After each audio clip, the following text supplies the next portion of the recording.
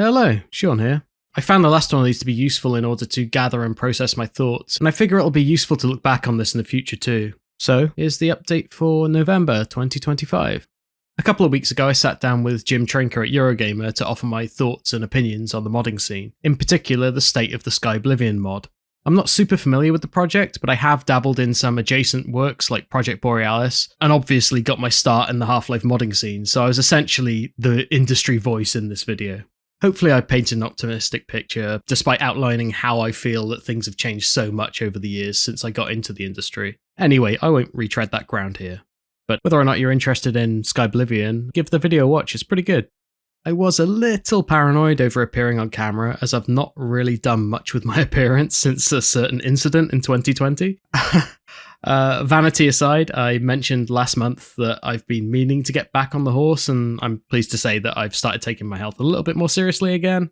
Weirdly, being ill can really disrupt whatever good habits you've formed. Who knew? On a much lighter tone, I've been playing a ton of Halo over the last month, which is weirdly more complicated than you'd think. I was specifically wanting to play the original on the Xbox, but I don't own an Xbox, but I do own several 360s and Series consoles. So I picked up my original copy of the game, put that in the Series X, and found out it didn't work. So they didn't make that backwards compatible, I guess. So I then put it into the 360, found out it was region locked, so I had to try a different 360, and then I played it there, and found that it ran worse than it did back in the day on the original Xbox. So that wasn't very fun. I still powered through, but it was a shame to be playing something worse than I did back in the day. I'm aware that I could play the Master Chief Collection version, but I just wanted to play the original because it was on my shelf. But without original hardware, it's clearly a lesser experience.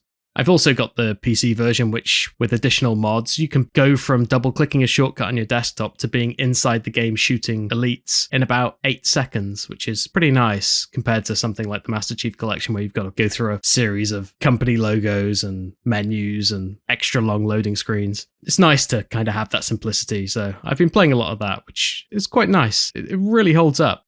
I've always been a fan of the game, less the series as a whole, but that particular first game, Combat Evolved, there's a certain pureness in the design. It feels honest, you know. It's not bogged down in explicit narrative beats or the pretension and pomposity of the sequels. And can I just say, I really miss when games just had big old menus with level selects on them. It gives the player such a tactile relationship with the content that I think we've lost as we strive for open worlds and seamless experiences. I've worked a lot on open world games over the years, Watch Dogs, Far Cry, Wheelman, and others, and there always came a time in the project when we removed the mission debug menus. These debug menus usually allowed the level team to jump to parts of the campaign and test their levels, right? And they were only ever accessible to the developers. But I always thought it was a shame that that wasn't something that players could use. And I know you wouldn't retain your progression through whatever items you've got. And we didn't when we were developing things. We just had a rough idea of what you would have at that point in the game and gave the player that. I just think that's a missed opportunity to make people engage with the game more and I guess fall in love with the levels like people did with Halo. And it really cements the difference and the names of the levels when you've got them just right in your face like in Halo. So I'd really like to see that kind of thing come back. Basically what I'm asking for is if you're able to replay missions again and maybe try out different options, you know, like give the player appropriate weapons and gear before the mission, then play it from a menu or something. It's just, it would be nice if that was something that you got once you've finished the game. As a developer in open world games, it was always a shame that as the open world formula and narrative got locked down, this type of play got thrown out. Memorable levels and memorable missions turned into content.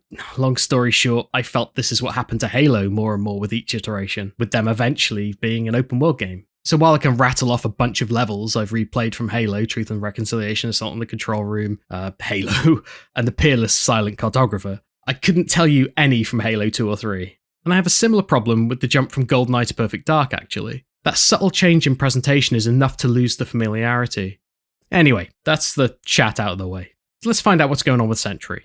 Well, I've been granted the opportunity to flesh out a lot of the systems I perhaps felt were a little half-baked in the last update, and address a lot of community concerns by bringing some ideas online that have been sitting in the queue, so to speak. This next update will be the one where I start ramming the game down people's throats. I really want people to start playing at this point. I've been a bit coy about pushing the game on, say, my friends, for example, because I know that there's a lot of stuff sitting in the backlog that is needed to get the level of feedback I want. So I've been a little reserved when pushing SENTRY. which might seem a little counterintuitive, but I feel like through early access, you've only got a couple of opportunities to shine before people just think you're old. So yeah, these next updates are going to be really cool. I'm really excited about them. Next up, something in the water.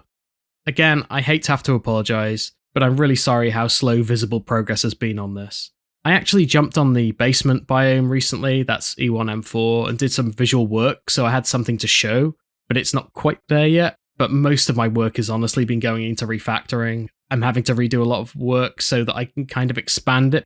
Because I'm attacking things in such a short-sighted manner, I don't really have the freedom to expand parts of the game, like, say, the inventory system or the weapon system. These are things I'm currently refactoring so that they're a bit more future-proof. And it's just not visible work that I can show.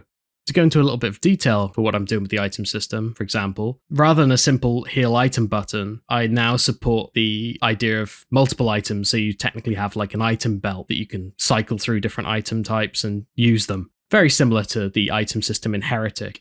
That's kind of where I've taken my inspiration from. It's kind of in the same era of game that I'm developing this game to mimic. And I've got to do something similar with the weapon system as well. And another problem with not being able to show anything is that in the process of refactoring this stuff, and it was a big refactor, I've broken a lot of other elements of the game, like keys, locks, and doors are all completely knackered now. So I need to essentially rebuild those as well.